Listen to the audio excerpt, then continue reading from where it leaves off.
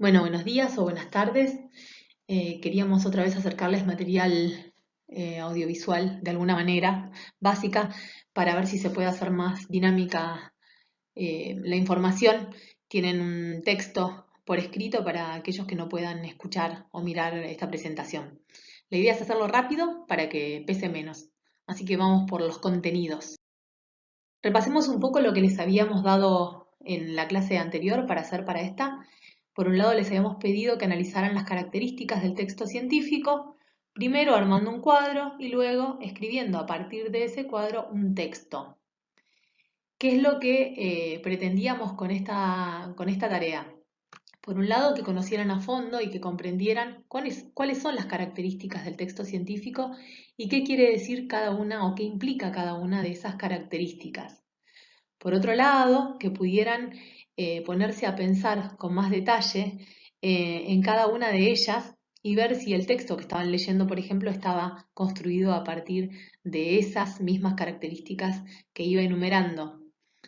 Y que luego pudieran escribir un texto nuevo a partir del cuadro que habían generado, dándose cuenta de que cuando desarmamos un texto, cuando vamos como si fuera destejiendo y luego volviendo a tejer o a confeccionar, como si estuviéramos cosiendo nuevamente un texto nuevo, aunque haya salido de un texto fuente o de un texto inicial, que normalmente los textos que escribimos son textos producto de otros textos anteriores, el resultado es diferente.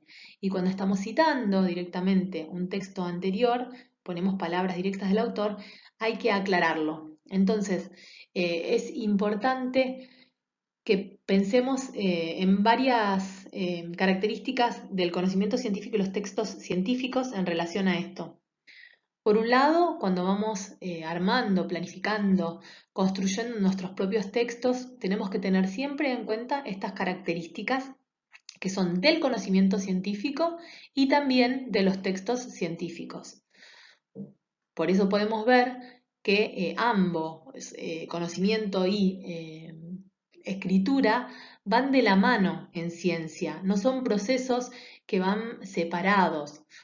Al igual que lo que tiene que ver con investigación y difusión o divulgación científica, no pueden ir por separado, porque si no estaríamos rompiendo con uno de los principales, por una de las principales pretensiones que tiene el conocimiento científico, que es el de ser público, ¿no? El de ser universal también. Por otro lado, también queríamos que se aprendieran estas características para tenerlas siempre en mente cuando estén construyendo sus propios textos. Luego les habíamos pedido que escribieran una situación comunicativa de varios textos que les habíamos dado. ¿Tuvieron algún tema con unos textos que les habíamos dado para resolver que eran en inglés? Y que la gracia justamente del pedido tenía que ver con eso, con que ustedes se dieran cuenta de que para poder entender un poco realmente el texto hay que comprender el código en el que está escrito. Entonces, por un lado tenemos el comentario de Belén que nos decía que ella había podido reconocer a partir del paratexto, que eran esas marcas que decíamos que tenían los textos en su estructura y que estaban con el objetivo de ayudarnos a reproducir el contexto de producción en que había sido generado ese texto. Entonces ella nos decía que leyendo esas marcas del paratexto podía saber quién había escrito, para quién, dónde, que podía reconocer la estructura a pesar de no entender el idioma. Pero eso nos limita a poder entender solo una parte que tiene que ver con la funcionalidad del texto y nos deja sin entender, aparte de eso, lo que tiene que ver con el contenido, ¿sí? Entonces, cuando quisiéramos entender de qué se trata el texto, podemos tener una idea de qué va el tema, bastante claro, porque es un tema que últimamente estamos escuchando nombrar todo el tiempo, pero era más difícil saber a qué se refería específicamente eso, dentro de ese tema, ¿sí? La forma también ayudaba a que fuera fácil de encontrar esos datos que tenían que ver con los lugares de producción o el tema o los autores, pero solamente nos, digamos, acompañaba la forma. Hay que ver entonces que uso, sentido y forma, es decir, la función para la que están generados los textos, el contenido que tienen y la forma en que se presentan, el género textual en que están expresados, no se pueden separar, están indisolublemente relacionados. Y esta información nos ayuda también escribir la situación comunicativa y tener esto en mente, a poder escribir nuestros propios textos. Entonces, si nosotros sabemos qué género textual, que sería como el modelo que vamos a utilizar, vamos a elegir o tenemos que utilizar. Entonces tenemos la forma. Por otro lado, sabemos a quién va dirigido o quién lo va a leer y sabemos cuál es el contenido, cuál es el sentido, qué es lo que va a decir ese texto que nosotros vamos a reproducir o producir. Entonces ahí podemos generar una buena introducción para nuestro texto. Una buena introducción tiene que responder todas las preguntas de la situación comunicativa: el quién, el dónde, el cuándo, el para quién, el para qué y el tema breve, ¿no? Un resumen, no hace falta un resumen. El resumen es un apartado diferente. Normalmente los textos de la disciplina, enfermería, y los textos de muchas otras disciplinas científicas también, llevan también incluidos dentro de la introducción los objetivos y los métodos. No así todos los textos académicos, que muchas veces no incluyen ni objetivos ni métodos porque son otro tipo de textos con otros objetivos o usos diferentes. Entonces, otra de las consignas que les habíamos pedido resolver tenía que ver con el resumen que recién nombramos. ¿Y qué quiere decir? ¿Vieron la película de La Sirenita ustedes? Yo creería que sí, por eso la elegimos, porque nos parece que es accesible.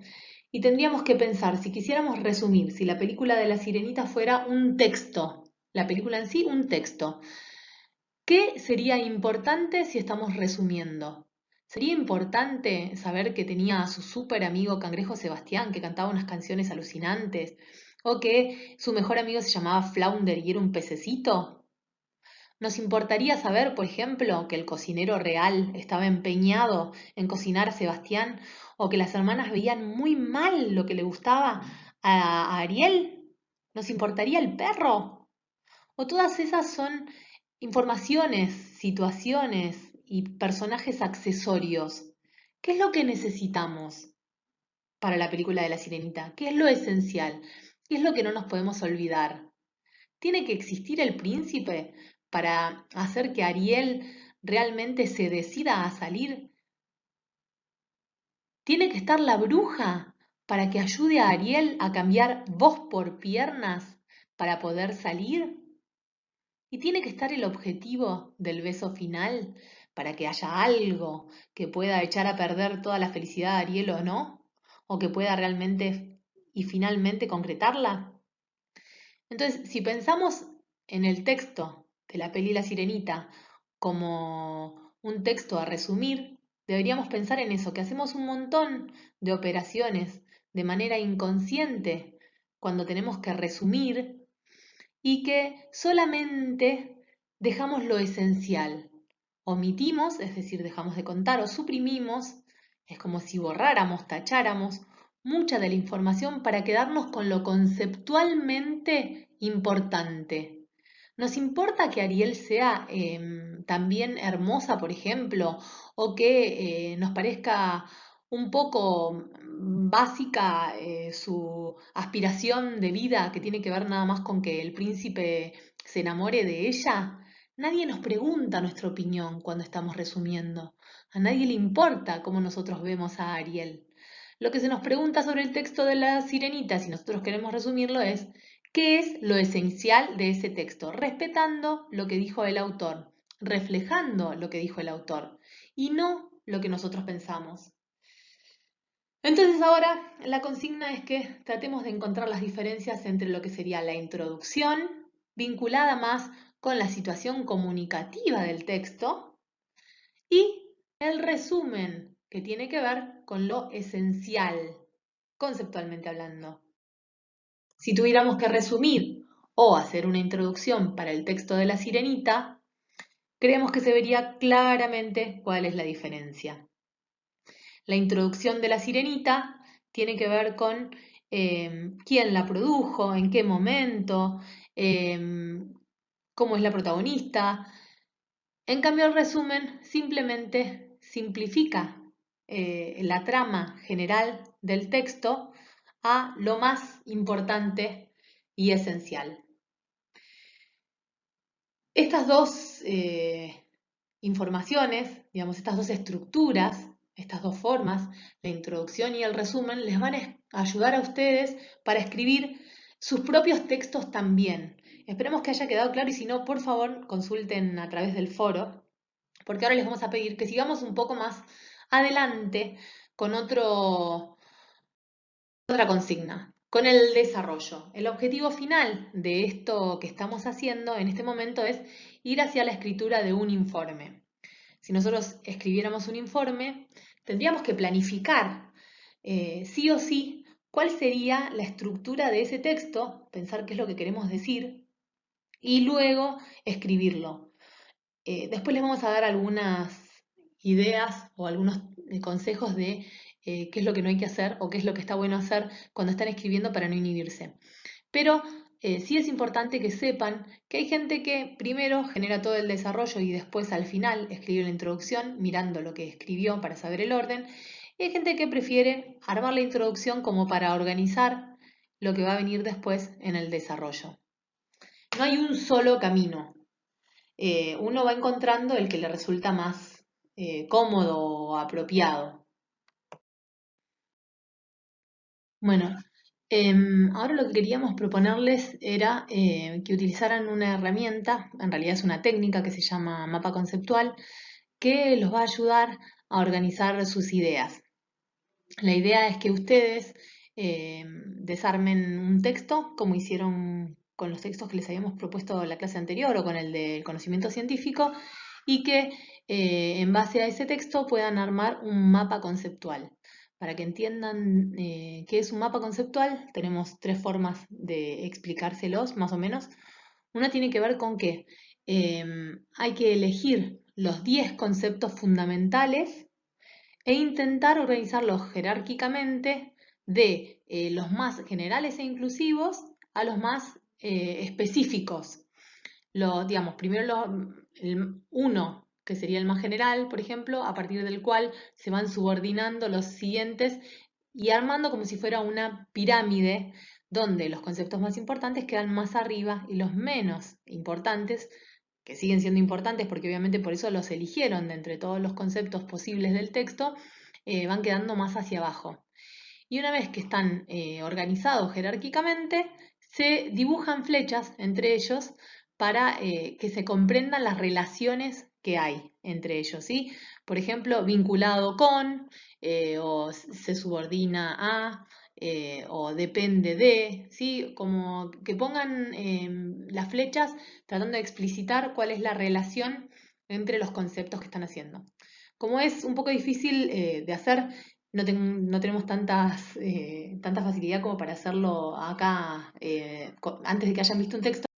Ponemos que miren este videíto de mapa conceptual, que es para una herramienta que se llama Lucidchart, que pueden utilizar después si quieren la herramienta para armar su mapa y enviarlo por ahí al link, o también pueden mirar la explicación, hacer el mapa conceptual en una hoja y con un lápiz o con una virome y después mandarnos una foto. De ese mapa conceptual nosotros querríamos ver cuál es el resultado y que lo suban al foro que creamos para eso en Petco. ¿Sí? Entonces, eh, fíjense cuáles de las, digamos, todas las explicaciones apuntan a lo mismo, tienen que leer un texto que les damos para que hagan eso y después elegir los conceptos principales y organizar con esos conceptos principales un mapa conceptual de acuerdo a estos lineamientos generales que les estamos dando. Esta propuesta del mapa conceptual tiene que ver con, como les decíamos, ayudarlos a organizar las ideas que van a exponer después en el desarrollo, ¿sí? Entonces, lo que nos quedaría es pedirles que lean las consignas de trabajo. La primera tendría que ver con que lean el texto La investigación en enfermería y los modelos de citación bibliográfica que está subido en Petco. Después que escriban la situación comunicativa de dicho texto que incluya también cuál es el tema que está tratando. Acuérdense que decir el tema no es lo mismo que escribir un resumen. ¿Sí? Escriban la situación comunicativa como hicieron en la clase anterior. Después, escriban un resumen, como hicieron con los otros textos, teniendo también en cuenta lo que estuvimos repasando en la presentación de hoy. Y después, así háganlo paso a paso, de lo que hayan ido subrayando, de lo que hayan entendido conceptualmente, seleccionen los 10 conceptos principales. Si quieren 8, está bien también, no hace falta que sean 10, es un máximo de 10, pueden ser menos, ¿sí?